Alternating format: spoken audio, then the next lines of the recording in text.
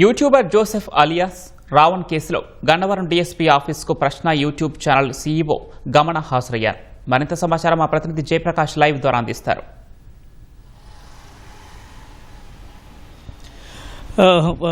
పవన్, ఈరోజు చూసుకున్నట్లయితే ప్రశ్న రావణ్ కేసులో గన్నవరం పోలీసులు లోతైన విచారణ చేపడుతూ ఉన్నారు. దీంట్లో భాగంగానే ప్రశ్న రావణ్ ఛానల్ సీఈఓగా ఉన్న గమన, అదేవిధంగా ఆయన ఛానల్ నిర్వహిస్తున్న ఒక భవనానికి యజమాని అయిన ఇంద్రసేన నాయుడు వైకాపా నేతలు వీళ్లకు నోటీసులు జారీ చేశారు. ఈ నోటీసులు అందుకున్నటువంటి ఇరువురు నిన్న రాత్రి సమయంలో గన్నవరానికి చేరుకున్నారు. అయితే కొద్దిసేపు ఇంద్రసేన నాయుడిని విచారించారు. నిన్న రాత్రి కావటంతో గమనను ఈరోజు ఉదయం తిరిగి రావాలని ఇద్దరికి ఆదేశించడంతో కొద్దిసేపటి కిందటే గన్నవరం డిఎస్పీ కార్యాలయానికి ఇరువురు చేరుకున్నట్టు తెలుస్తుంది. అందులో గమన నిన్న రాత్రి విచారణ జరపలేదు. ఈరోజు పూర్తి స్థాయిలో విచారణ జరిపి ఆమె నుంచి కీలక విషయాలు రాబట్టే అవకాశం కనపడుతుంది. ప్రస్తుతం కేసు పూర్వపరాలు చూసుకున్నట్లయితే డిప్యూటీ సీఎం పైన అనుచిత వ్యాఖ్యలు చేసిన దానికి కారణంగా గన్నవరం పోలీసులు మొదట ఇటు కేసు అందులో సెక్షన్ నమోదు చేశారు. ఆ తర్వాత ఆయన వీడియోలన్నిటినీ పరిశీలించిన తర్వాత ఉపా యాక్ట్ కూడా నమోదు చేసిన పరిస్థితి ఉంది. అందులో చూసుకున్నట్లయితే కీలకంగా కొన్ని వ్యాఖ్యలు గతంలో చేసినట్లు తెలుస్తుంది. ఆ వ్యాఖ్యలన్నిటినీ సంబంధించిన వీడియోలని ఇటు వాళ్ళు స్వాధీనం చేసుకున్నారు. దర్యాప్తులో ఆ విషయాలన్నీ బయటికి వచ్చాయి. మత విద్వేషాలు రెచ్చగొట్టే విధంగా, అదేవిధంగా మావోయిస్టులను పొగుడుతూ చేసినటువంటి వ్యాఖ్యలు అందులో గుర్తించారు. ఈ నేపథ్యంలోనే ఉపా యాక్ట్ పైన కేసు నమోదు చేశారు. ప్రస్తుతం నెల్లూరు కేంద్ర కారాగారంలో ప్రశ్న రావణ్ ఉన్నారు. అయితే ఈ కేసులో ఇంకా ఎవరెవరికి సంబంధాలు ఉన్నాయి ప్రశ్న రావణ్కి అనే విషయాలన్నింటినీ పూర్తి స్థాయిలో ఇటు గన్నవరం పోలీసులు దర్యాప్తు చేస్తూ ఉన్నారు.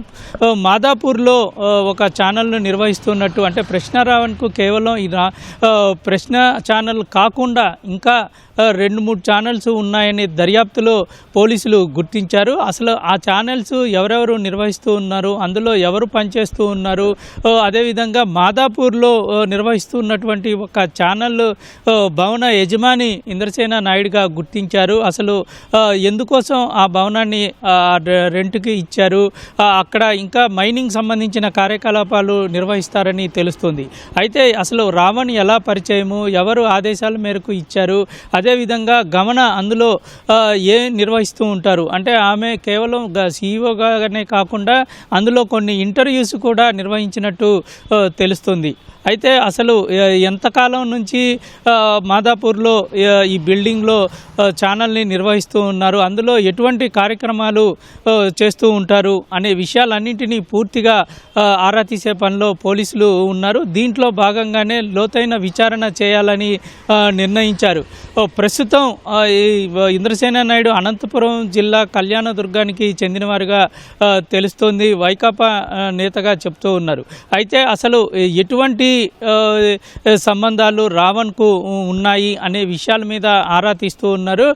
ఇటు గమన విషయం వచ్చేసరికి గమన ఈ ఛానల్స్ సీఈఓగా పనిచేస్తున్నారని, ఆయన వెనుకే ఉంటారని తెలుస్తుంది. రావణ్కు గమనకు ఎంతకాలం నుంచి ఆమె యూట్యూబ్లో పనిచేస్తూ ఉన్నారు, ఎటువంటి విధులు నిర్వహిస్తూ ఉన్నారు, ఎవరెవరి ఇంటర్వ్యూలు కండక్ట్ చేస్తూ ఉంటారు, ఇంటర్వ్యూలు కండక్ట్ చేసేందుకు ఎవరి ఆదేశాలు తీసుకుంటారు, ఇటువంటి విషయాలన్నింటినీ ఈరోజు కీలకమైనటువంటి విషయాలుగా పరిగణించి వాటికి సమాధానాలు తీసుకొచ్చే ప్రయత్నాన్ని ఇటు గన్నవరం పోలీసులు చేయనున్నారు. కొద్దిసేపటి కిందటే ఇటు గన్నవరం డిఎస్పీ కార్యాలయానికి చేరుకున్నారు. సాయంత్రం వరకు విచారణ జరిగే అవకాశం అయితే కనబడుతుంది. మరోవైపు ప్రశ్న రావణ్ పైన నమోదైన కేసులో కూడా క్షుణ్ణంగా ఇటు గన్నవరం పోలీసులు చేస్తూ ఉన్నారు. మరోవైపు అక్కడ కాకినాడలో చూసుకున్నట్లయితే సర్పవరం పిఎస్లో కూడా కేసు నమోదైంది. ఆ పిఎస్లో కూడా